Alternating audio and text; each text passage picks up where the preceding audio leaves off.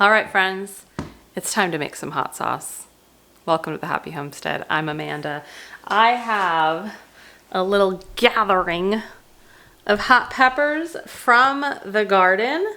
I've got my half-gallon mason jar. I've got some onion, some garlic, and we are going to make some fermented hot sauce. I have been waiting 2, maybe 3 months to do this because I did this last year and it was the most delicious hot sauce I have ever had in my life. And I used it every day. Every day I have usually 3 over medium eggs, and I would put hot sauce with my eggs and my black coffee or my latte if I'm not doing Whole30. And it was just like the best thing in the world. And I ran out of our hot sauce about 2 to 3 months ago. And I have been waiting to accumulate enough hot peppers to make this and get this started. And that's what I'm going to share with you today. So I am doing this. There's no real recipe. Fermentation is just all about your tastes and what you think you'll like. I like a little sweetness within my hot sauce, but of course a natural sweet. So I took out a handful of frozen peaches that we had in our freezer. I'm sorry, Marley keeps trying to disobey right now. So I already got my peaches in here. I'm just going to add chopped onions, some garlic, the chopped peppers, throw it all in and top it with my salt water, my non-chlorinated salt water, and let it ferment on the counter.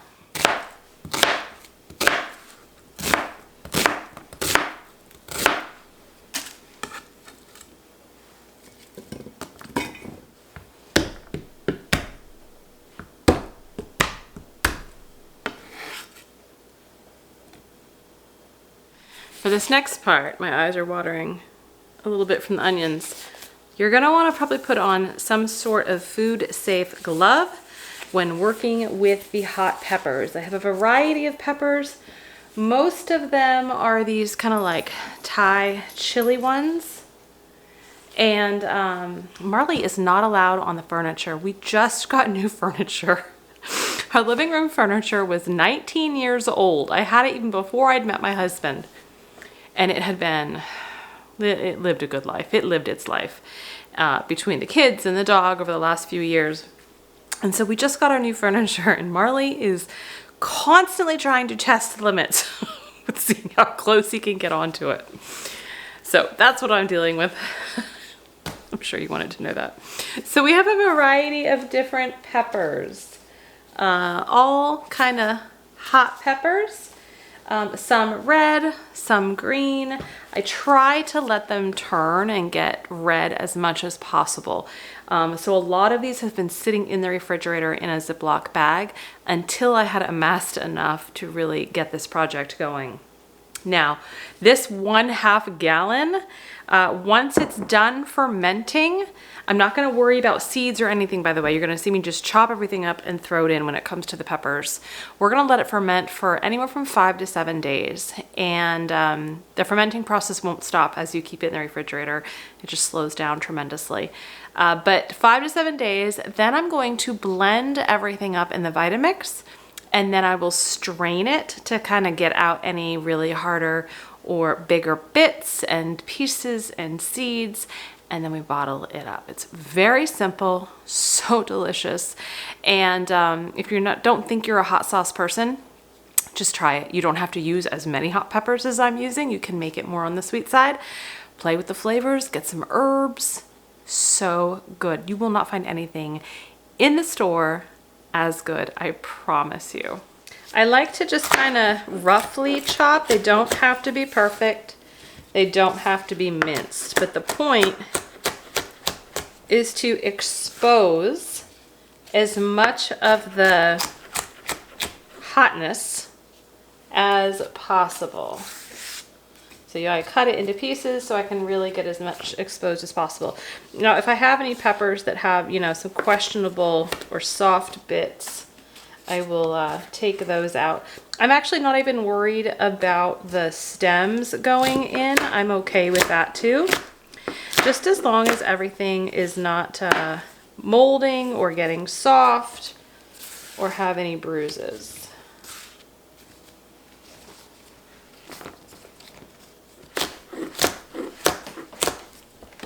And as an experiment, I guess it was maybe earlier this year in the winter, because I had run out of my hot sauce and I really wanted to make more. As an experiment, I did this with dehydrated hot pepper. So in the past, last year was my first year doing this, and it's really the only reason I grew these hot peppers this year was because I wanted to make this hot sauce. But in previous years, I would just choose to dehydrate and then like grind up my hot red peppers, because that was then our crushed red pepper flakes. So I experimented with using some of those dehydrated peppers. Now they weren't crushed at that point, right? I crushed them as I would need them. So I store them in a gallon or a half-gallon mason jar, dehydrated in its whole form. And so what I did was I took a bunch of those and kind of just broke them into pieces and did this same exact process and let them rehydrate and fermented them in that way. And it did work. So if you happen to have any hot peppers that are dehydrated in your pantry, in some sort of whole form, whether it be whole or halves or quarters, you can absolutely try this process that way too. Now that we have our jar full, and it is very full. Now, I'm gonna be putting a weight on here after I get the salt water in, and over time, over the next couple of days, it will start to go down a little bit, especially with the peaches, right? The peaches are frozen, so as they thaw, they'll smush down more. A half-gallon of water is approximately 8 cups. So I have 4 cups of non-chlorinated water that I'm gonna add 2 tablespoons of Redmond real salt to. Now, the fermentation process absolutely depends on non-chlorinated water. You want to make sure that you're not using city water or well water that is treated with anything either, because the chlorine, as it's designed to do within city water, will kill everything. It'll kill all of the natural yeasts and bacteria that are going to ferment your peppers and make it a hot sauce. And so it's always important, no matter what you're fermenting, to use non-chlorinated water.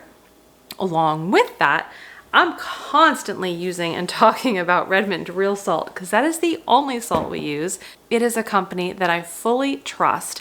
It is mined here in the United States where I'm located, and it is full of micronutrients and minerals in the salt. And so this is the salt we use in our kitchen exclusively. Do not use iodized salt when it comes to fermenting either, because again, iodized salt has iodine in it, and it will absolutely affect the fermentation process.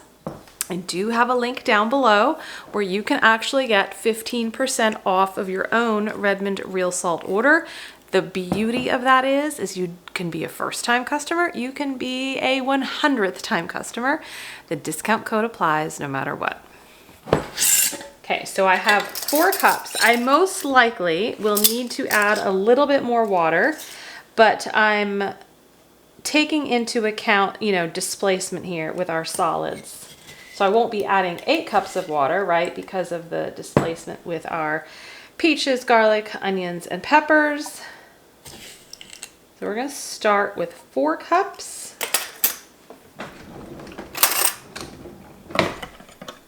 We wanna get our salt dissolved as much as possible.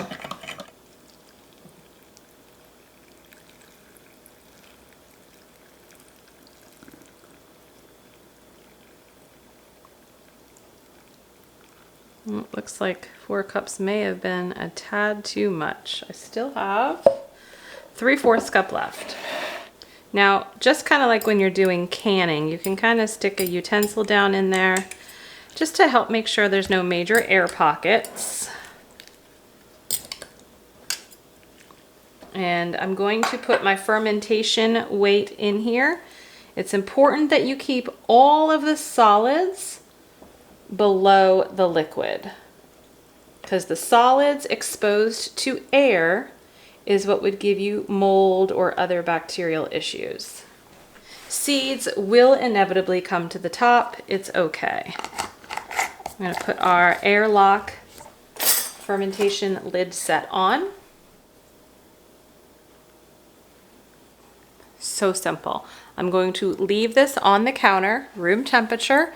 I'll be checking it every day, and every now and then I might just turn it and you'll start to see air bubbles kind of coming up the jar, and that just basically means the fermentation process has begun and it's working and doing all of its beautiful things. You may even start to see some air bubbles come up through your airlock lid. Perfectly normal. Sometimes, for us, most of the time, because we do a lot of fermenting in this kitchen, I will often see this water level from here kind of rise, and it could be cloudy, it could have a little tint of a color of maybe the peppers to it, and all that means is your fermentation process is supercharged, and every now and then I may have to just empty this, take this out, wash it, empty it, put clean water in here, and then put the lid back on. That's all that's happening is your fermentation process is working. Everything is happening the way it should. But for the sake of today's video, I'm going to pause here, go put this on the counter, and I'll come back when everything is ready to be strained. Okay, it's been 5 days since we began our fermented peppers. I just wanted to kind of give you an update. I am not done fermenting them, but first of all, can you see the bubbles? It is bubbling. There we go. And then if you look on the actual jar, you should see them coming up there. So it's a very active ferment. You can see the water is cloudy up here. It's actually leaking out. And I told you that might happen. Very normal. It's just a perfectly active fermented product. But what I'm gonna do is take the top off, kind of clean it out a little bit, put it back on. I wanted to show you that process in case this happens with you. You don't get alarmed. So never mind my messy sink, but what I'm gonna do is take this off. You can even see it bubbling a little bit there. All I do is kind of rinse this off, rinse this out. It smells potent. It smells so good.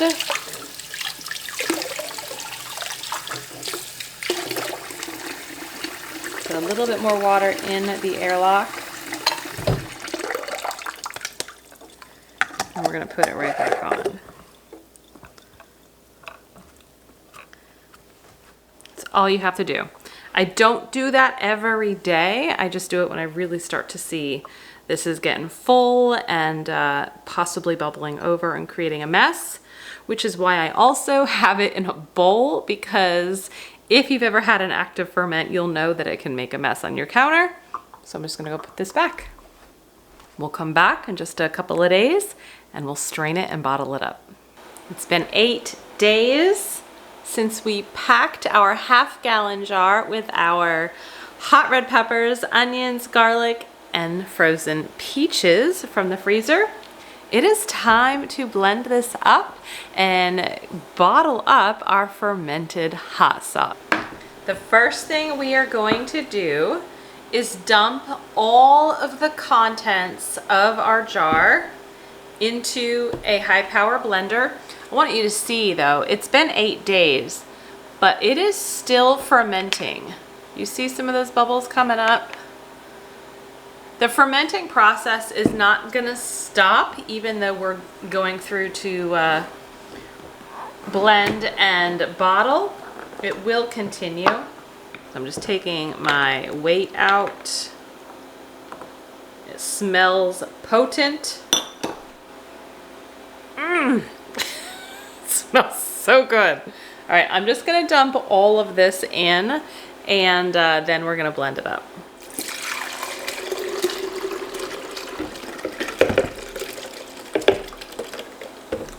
On second thought, I'm gonna take out some of this liquid into a bowl because I wanna get the solids blended first, and obviously I will need some liquids to do that, but I don't want my sauce too watery.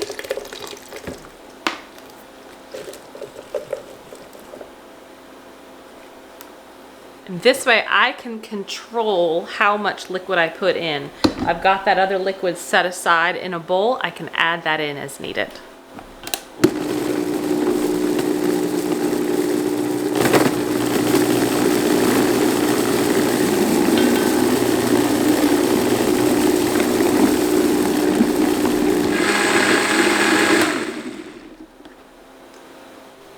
Pour this in a large bowl that I have lined with a fine mesh strainer.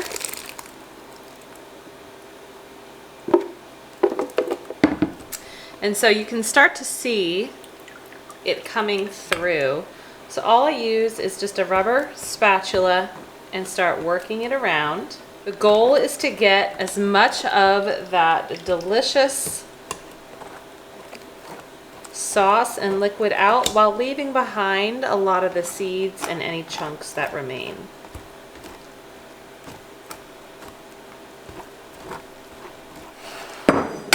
So this way, I'm not constantly having my sieve sit in the sauce.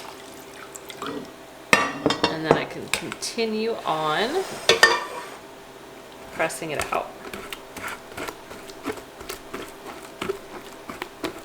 So at the end, you will have what's kind of like a mass of more of the solids, right? The seeds, some of the skins, maybe some stems.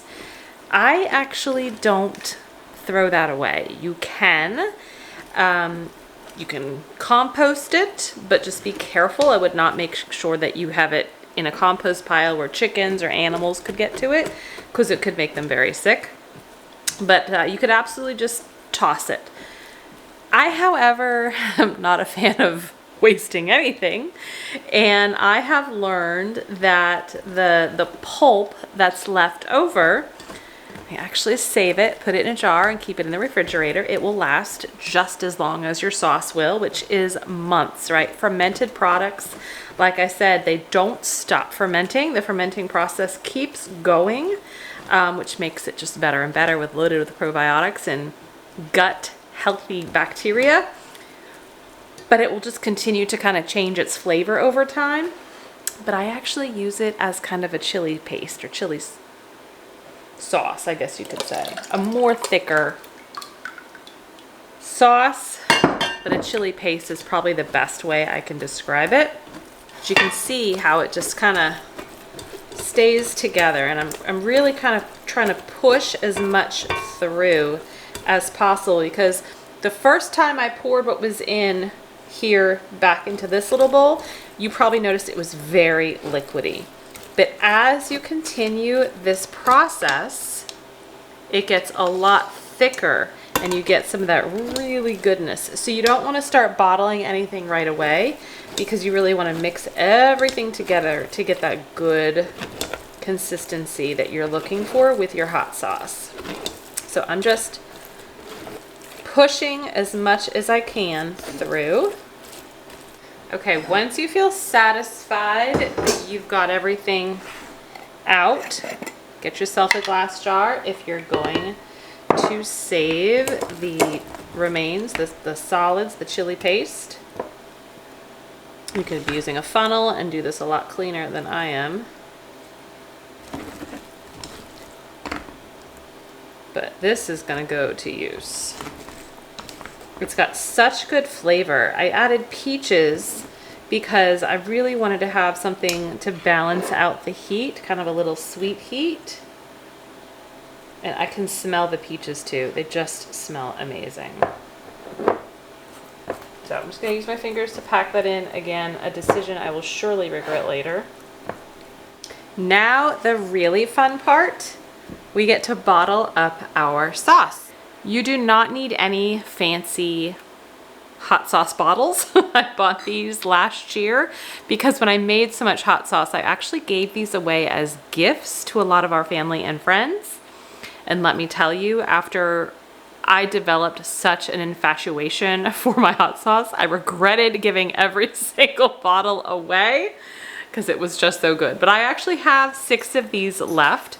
And then I use them and wash them and keep them, right? I don't just toss them. And then I also just have some other jars. I save jars. If you're following along with our pantry purge and our kitchen purge, I save jars that are necessary. I mean, this was a peanut butter jar. Just take the labels off, wash them, and it's perfectly usable storage.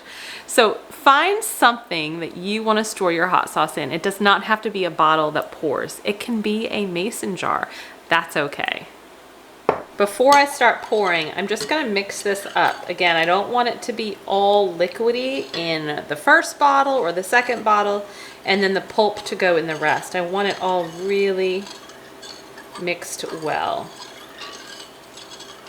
And you can see it was a good thing that I didn't add that other brine, that fermenting brine, because it was not necessary. All right, I'm gonna actually start with my bigger bottle, just for ease. I am gonna use a funnel.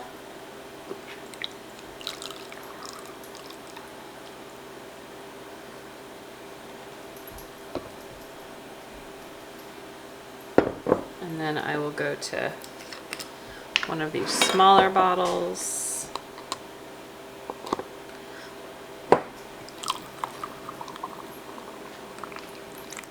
This might last 4 months. I'm gonna give it 4 to 5 months, but it's a good start. I hope to do this at least 2 more times.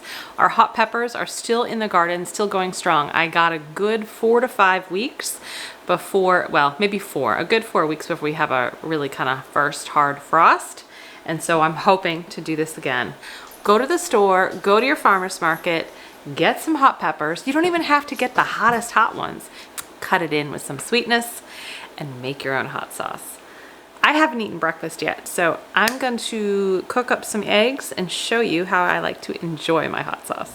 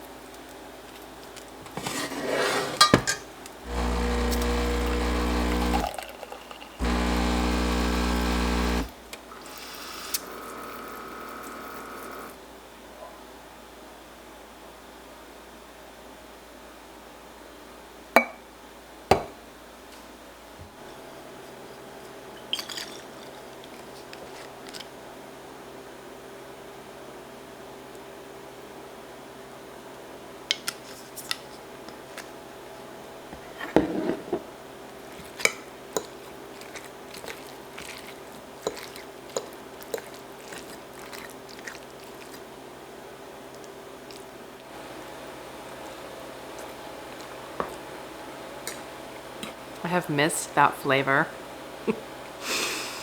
for months. So good. Favorite breakfast of all time. 3 of our medium eggs, maybe a quarter or half of an avocado. I had some in the fridge, so I thought I'd use it. And a beautiful raw milk latte.